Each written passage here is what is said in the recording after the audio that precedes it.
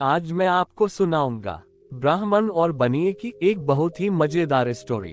एक बार की बात है, एक नगर में धनिया नाम का लालची बनिया रहता था। उसके पास मीठे पानी का एक कुआं था। वह अक्सर ही सीधे साधे लोगों को अपनी चतुराई से लूटा करता था। एक दिन एक सीधे ब्राह्मण ने कुएं को खरीदने की इच्छा जताई। बनिए को ब्राह्मण का प्रस्ताव पसंद आया। उसने मन में विचार किया, क्यों न कुएं के सहारे ही लाभ कमाया जाए।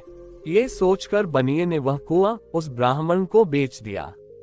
अगले दिन ब्राह्मण उस कुएं से पानी भरने पहुंचा तो बनिया ने कहा, अरे ब्राह्मण रुको, तुम कुएं से पानी नहीं भर सकते हो।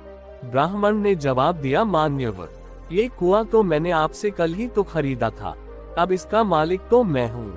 तो भला मैं स्वयं ही कुएं से पानी क्यों नहीं भर सकता हूँ।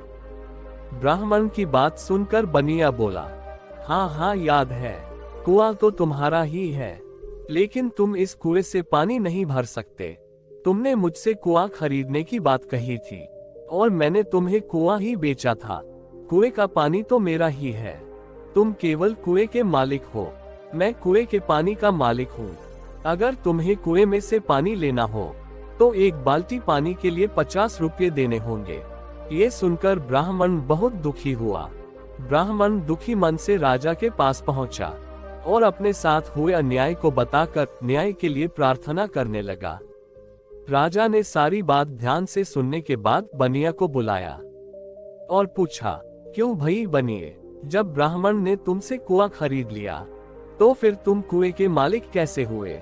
राजा की बात सुनकर बनिया बोला, ब्राह्मण ही कुएं का मालिक है महाराज, लेकिन ब्राह्मण ने मुझसे केवल कुआं ही तो खरीदा था, उस कुएं के पानी का मालिक तो मैं ही हूँ। राजा बनिया की बेईमानी को समझ गया। उसने बनिए से पूछा, वह कुआं तो ब्राह्मण का है ना, और उस कुएं का पानी आपका है। राजा की बात सुनकर बनिए बड़ा खुश हुआ और खुश होकर बोला, जी महाराज। अब राजा बोला, जब कुआं ब्राह्मण ने खरीद लिया और अब कुएं का मालिक वह ब्राह्मण है, तो आपने अपना पानी ब्राह्मण के कुएं में क्यों रखा हुआ है। आप अपना सारा पानी वहां से निकाल लें। जब तक पानी की एक बूंद भी उस कुएं में रहेगी, आपको प्रतिदिन किराए के रूप में 500 रुपये ब्राह्मण को देने होंगे। राजा का न्याय सुनकर बनिया बिल्कुल हक्का बक्का रह गया और ब्राह्मण राजा के न्याय से खुश हो गया। अब बनिए को राजा की बात समझ आ गई। वह समझ गया कि उसकी बेईमानी अब राजा के सामने खुल चुकी है।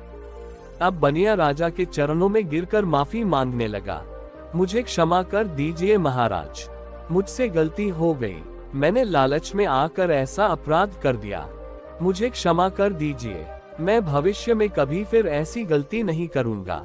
बनिए की बात सुनकर राजा बोला, इस बार तो तुम्हें माफ करता हूँ, लेकिन दोबारा किसी को इस तरह परेशान किया तो कारागृह में डलवा दूंगा। राजा के न्याय से ब्राह्मण को न्याय मिला और ब्राह्मण राजा की जय जयकार करता हुआ महल से अपने घर चला गया। धन्यवाद। दोस्तों, आप लोग वीडियो तो देखते हो मगर चैनल को सब्सक्राइब नहीं करते हो, तो आप लोग ऐसा न करें। अगर आप लोगों तक मेरा वीडियो पहुंचता है और आप लोगों को मेरा वीडियो पसंद आता है तो आप लोग चैनल को सब्सक्राइब और वीडियो को लाइक जरूर से करें। आपको ये कहानी कैसी लगी नीचे कमेंट करके हमें जरूर बताएं।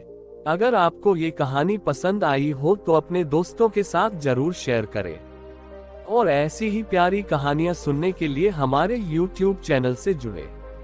अब आप मुझे Facebook पेज पर भी फॉलो कर सकते हैं, वहां भी आपको ऐसे ही बहुत सारी कहानियां सुनने को मिलेगी। पेज का लिंक आपको वीडियो के डिस्क्रिप्शन में मिल जाएगी। आप लोग जाके जल्दी से फॉलो कर लें।